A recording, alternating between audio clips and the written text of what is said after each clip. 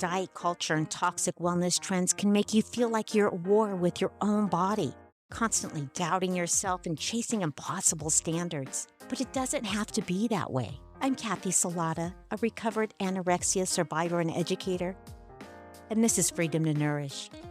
Each week, we'll have real conversations, share stories, and give you tools to finally make peace with food and respect your body.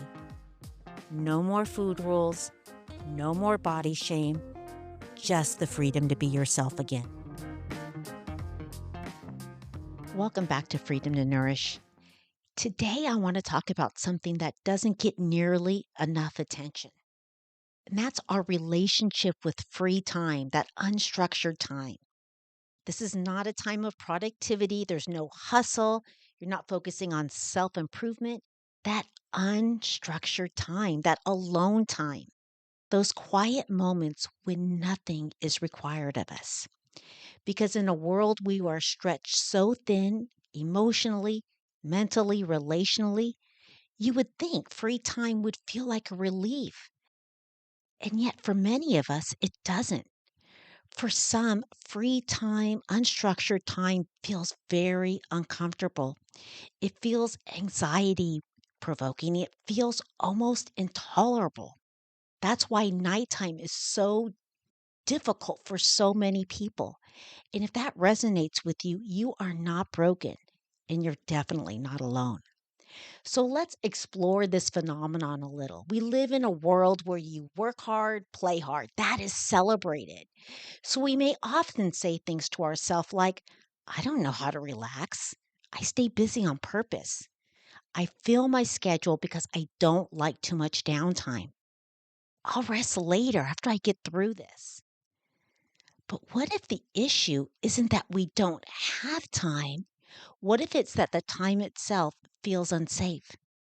Because when life slows down, there's nothing to distract us from our inner world. No to-do list to focus on, no one to perform for, no gold stars to earn, and suddenly we're left with ourselves. We're left with our thoughts, our feelings, our memories, our unmet needs. And that can be terrifying. I will share, I wrote this because this really resonates with me. I struggle with unplanned time. So I did some reflection and I revealed to myself that alone time without structure brings up a lot for me. Those difficult emotions, those old regrets, and that subtle but persistent feeling of, am I doing enough? And when I slow down, I have to face something deeper.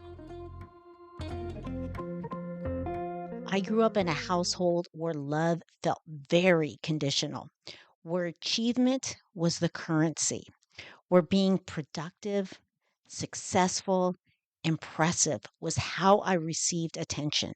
So, somewhere along the way, my nervous system learned something very powerful, and that is stillness is dangerous.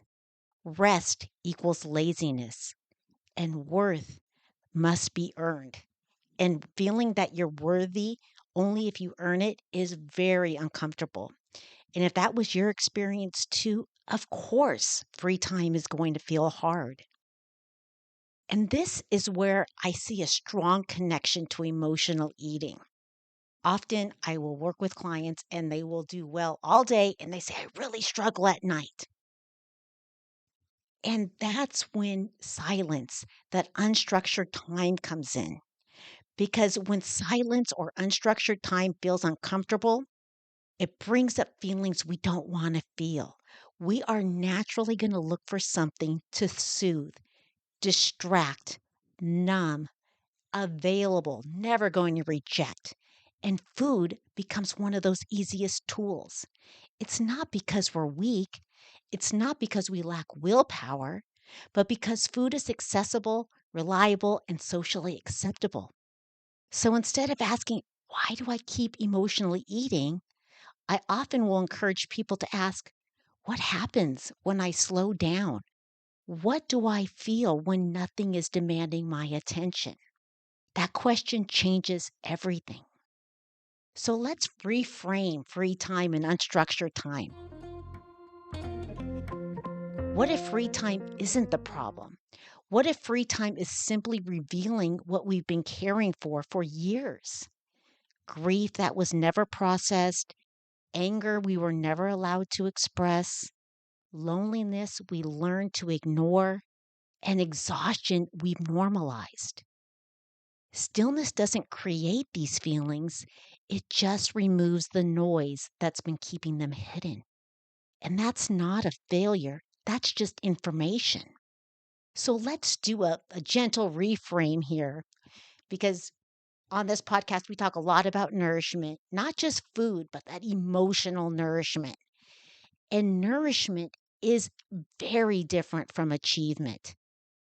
Achievement says do more, be better, push through, where nourishment says listen, rest, and respond with care. Learning to tolerate free time is not about forcing yourself to relax. It's about building emotional safety with yourself. And that takes time. So, if free time is hard for you, here are a few gentle invitations, not rules, not goals, but just invitations. Start with those small moments of unstructured time. You can put a timer for 5 minutes. That could be enough to get started. And just notice. Notice what comes up without trying to fix it. And name the feeling instead of distracting from it. Remind yourself, I am allowed to exist without producing. You don't have to love free time. You just have to stop judging yourself for struggling with it. And if no one ever taught you how to rest, if love once felt conditional, and if being busy felt safer than being still, it makes sense that free time feels so uncomfortable. But healing isn't about being calm all of the time.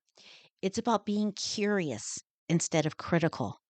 And every time you choose presence over performance, you are nourishing something very deep within yourself.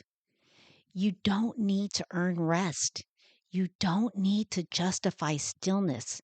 You are worthy right now without doing a single thing. I thank you for being here. And as always, may you find your freedom, not just with food, but with yourself. Until next time. If you're ready to step into a kinder, fuller life, subscribe now and join me each week for Freedom to Nourish. Because your body deserves respect, your story deserves to be heard, and you deserve to live fully right now.